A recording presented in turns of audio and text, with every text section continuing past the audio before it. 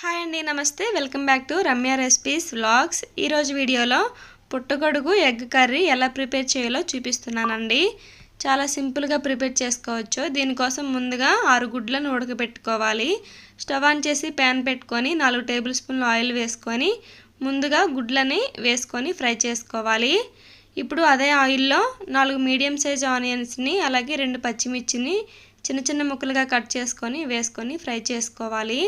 ఈ విధంగా ఫ్రై అయిన తర్వాత 1 టేబుల్ స్పూన్ అల్లం వెల్లుల్లి పేస్ట్ వేసుకొని పచ్చివాసన పోయేంత వరకు ఫ్రై చేసుకోవాలి.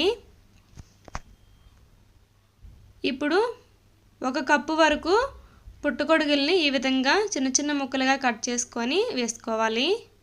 పుట్టగొడుగుని బాగా క్లీన్ చేసుకోవాలండి, మట్టి లేకుండా. పుట్టగొడుగు వేసుకొని బాగా కలుపుకొని మూత పెట్టి 10-15 నిమిషాల వరకు మగ్గించుకోవాలి.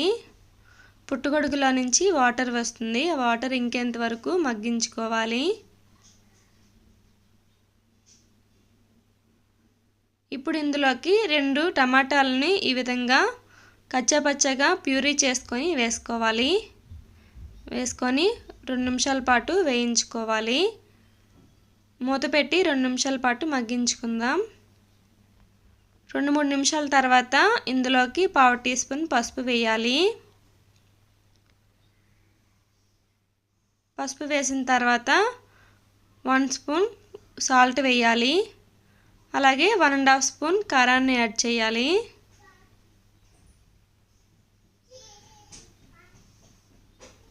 వీటన్నిటిని వేసుకున్న తర్వాత బాగా కలిసేలా కలుపుకోవాలి.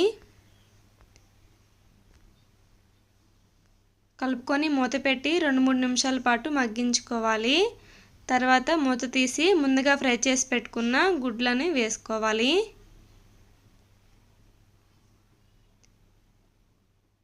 గుడ్లు వేసుకొని జాగ్రత్తగా కలుపుకోవాలి.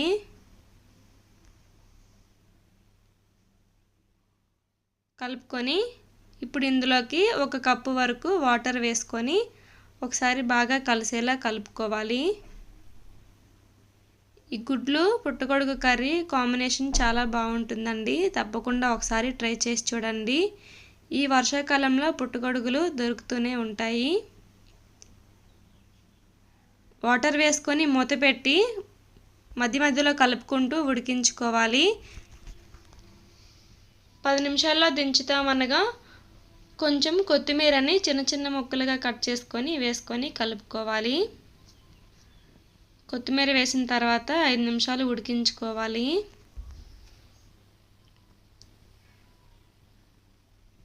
చూడండి, కర్రీ దగ్గర పడింది.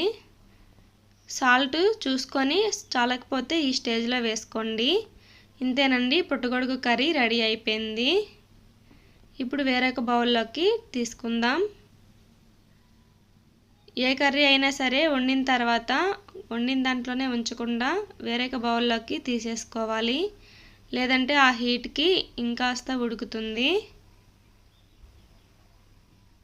ఇంతేనండి, కర్రీ రెడీ అయిపోయింది. ఈ రెసిపీ మీకు నచ్చినట్టయితే నా ఛానల్ని లైక్ చేసి షేర్ చేసి సబ్స్క్రైబ్ చేయండి. బెల్ ఐకాన్ని తప్పకుండా క్లిక్ చేయండి. ఈ రెసిపీ మీకు ఎలా వచ్చిందో కామెంట్ సెక్షన్లో నాతో తప్పకుండా షేర్ చేసుకోండి.